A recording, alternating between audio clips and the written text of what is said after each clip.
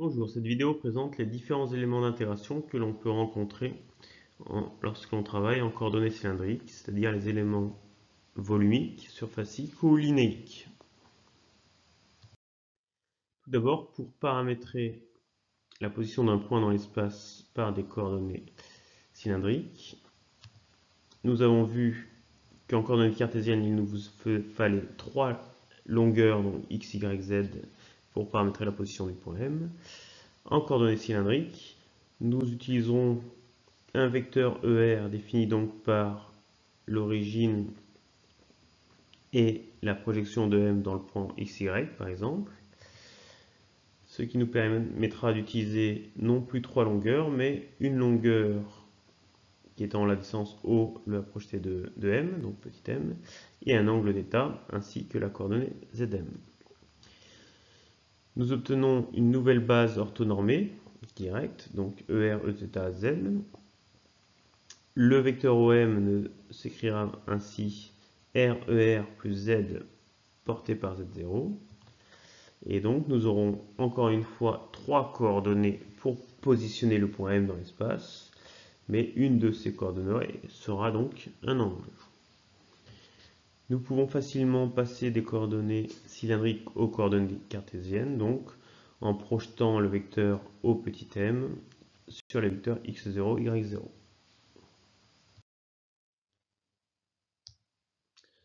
Nous utiliserons les coordonnées cylindriques pour paramétrer la position d'un point appartenant par exemple à un solide ayant une symétrie de révolution comme un cylindre, un cône.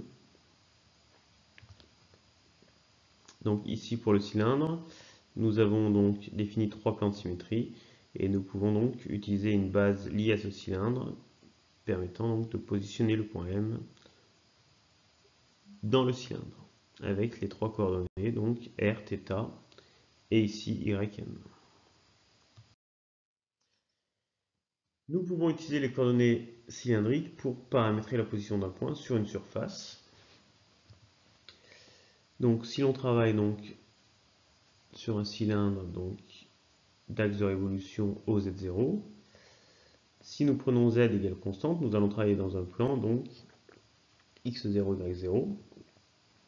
La position du point M sera paramétrée non plus par deux distances, mais par une longueur et un angle, donc R et θ, en définissant donc le vecteur ER étant le vecteur OM.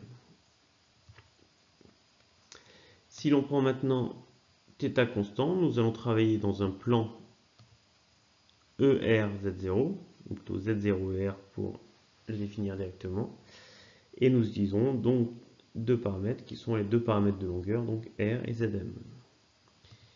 Et ensuite, si nous prenons R égale constant, nous allons travailler non plus sur un plan, mais sur une surface cylindrique de rayon grand R. Et pour positionner le point M, donc nous utiliserons les deux paramètres Zm et θ. Enfin, si nous voulons paramétrer la position d'un point sur une dimension, si nous prenons R et θ constants, il suffira donc de faire varier Z pour positionner le point M, qui sera donc positionné sur une ligne rectiligne. Si nous prenons θ et Zm, M sera positionné sur le vecteur R et donc variera sur encore une fois une ligne rectiligne.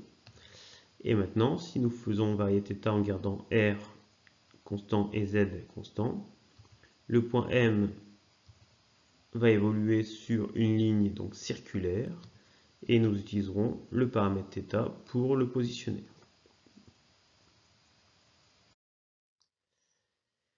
Si l'on s'intéresse maintenant aux éléments d'intégration donc dans l'espace, c'est-à-dire volumique, si l'on positionne donc ce petit élément d'intégration autour du point M, si on fait un zoom, on retrouve donc les coordonnées du point M avec le vecteur ER, donc le R, le θ et le ym.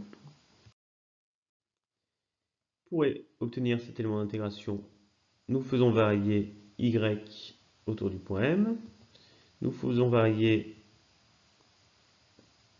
petit r, donc encore une fois autour du point M, et en faisant varier θ, nous obtenons autour du point M une petite variation qui est égale donc à un petit arc de cercle, petit r fois dθ.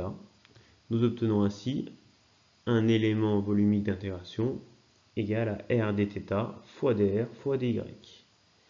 Si l'on fait une rapide analyse dimensionnelle, nous voyons bien que c'est un volume, puisque nous multiplions trois longueurs par un angle, l'angle ne s'exprimant pas, nous obtenons bien des mètres cubes.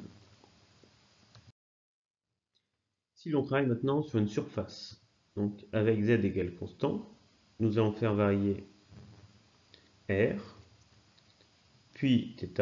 La variation de θ va nous donner un petit arc de cercle r fois dθ, et donc la surface obtenue aura pour dimension r dθ fois dr.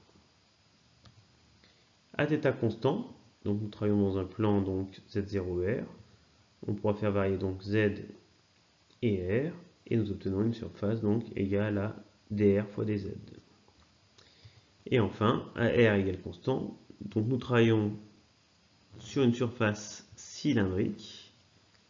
Si nous faisons varier donc dz, nous obtenons un petit élément linéique. Si nous faisons varier θ, nous obtenons un petit arc de cercle, donc r, donc le grand R constant dθ, et nous obtenons donc un élément surfacique r dθ dz avec r constant. Et enfin, si nous travaillons donc en une seule dimension, si nous travaillons donc sur l'axe z, notre élément d'intégration sera notre petit dz. Si nous travaillons donc sur l'axe ER, notre petit élément d'intégration sera donc petit dr. Et ensuite, si nous travaillons donc sur un élément qui sera un arc de cercle de rayon r constant, en faisant varier dθ, nous obtiendrons un petit élément donc linéique r dθ. Je vais vous présenter maintenant donc l'utilisation de cet élément d'intégration donc volumique pour calculer le volume d'un cylindre. Donc notre cylindre ici est caractérisé par sa hauteur h et son rayon grand R. Lorsque l'on paramètre notre système, nous allons utiliser donc les plans de symétrie de notre cylindre pour positionner notre repère particulier. Le point M sera donc paramétré par les deux distances R et YM et l'angle θ. Pour parcourir l'ensemble du cylindre, il faudra faire varier Y entre moins h sur 2 et h sur 2, R entre 0 et grand R, et θ entre 0 et 2π. Nous pourrions aussi imaginer faire varier petit r entre moins r et plus r, et θ entre 0 et π. Pour calculer le volume de notre cylindre, il nous suffit de faire donc la somme des petits éléments volumiques donc autour de notre point courant M sur le domaine, c'est-à-dire la somme des r dr dθ dy en faisant varier donc nos trois coordonnées entre les bornes que l'on a définies précédemment. Lorsque l'on commence à intégrer sur R, on va voir apparaître un R carré sur 2, compris entre 0 et grand R. Puis ensuite, en intégrant sur θ, comme R carré sur 2 est constant, on aura juste θ qui va intervenir entre 0 et 2π. Et ensuite, quand on intègre sur Y, comme on a le tout qui est constant en fonction de Y, on va voir apparaître H en facteur. On remarque que l'on voit apparaître la surface d'un disque, donc pi r carré, que l'on multiplie par la hauteur du cylindre, et on retrouve bien donc le volume d'un cylindre. Voilà pour cette vidéo présentant donc les différents éléments d'intégration que l'on pourra rencontrer en coordonnées cylindriques. Donc ce sont des éléments d'intégration que l'on utilisera généralement souvent, par exemple pour calculer les actions mécaniques dans les embrayages ou dans les systèmes de frein.